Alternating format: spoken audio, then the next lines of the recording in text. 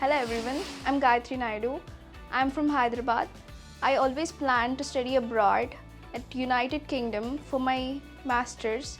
Through the research part, I've searched for right course in institutions. I've come across that I have to take English proficiency test to study abroad, and all my friends and relatives have suggested that I should take IELTS as it is most preferred.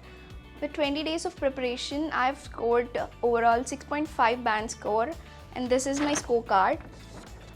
As people say that IELTS is difficult and it takes time to crack IELTS exam, I don't think so that is true, as I have cleared my IELTS exam in 20 days.